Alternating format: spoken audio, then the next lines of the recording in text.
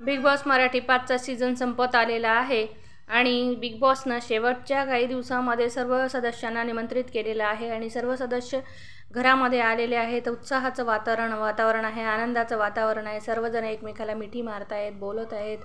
निखिल आलेला आहे, योगिता, पुरुषोत्तम दादा, इरिना, वैभव हे सर्वजण दिसत आहेत. वर्षाताईसुद्धा आलेले आहेत आणि हे सर्वजण एकमेकांना भेटत आहेत, मिठी मारत आहेत आणि शेवटचे काही दिवस एन्जॉय करत आहेत. आणि आता उद्या ट्रॉफी विनर कोण आहे हे समजणार आहे. तसं काही भागामध्ये असं काही जणांनी सांगितलेलं आहे कोण विनर आहे ते, पण ते ऑफिशियली नाही आहे आणि ते आज सांगणंही योग्य ठरणार नाही. म्हणून मी आता ते सांगणार नाही. आता उद्या काय होणार आहे हे पाहणंच आपल्याला गरजेचं आहे आणि विनर घोषित करणं आणि अंदाजा लावून सांगणं हे योग्य वाटणार नाही. शेवटचा एकच दिवस शिल्लक राहिलेला आहे.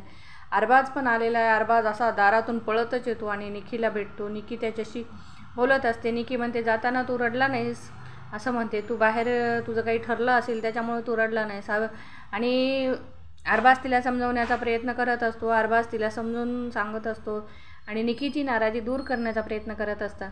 म्हणजे प्रेक्षकांना म्हणजे असं त्यांच्याविषयी आता शेवटच्या क्षणी जाणून घेण्याची काही इच्छा राहिलेली नाही. तरी पण प्रेक्षकांना ते एक मनोरंजनाचं एक चित्र म्हणून पाहतात, बाकी काही नाही आहे त्या अशा याच्यामध्ये.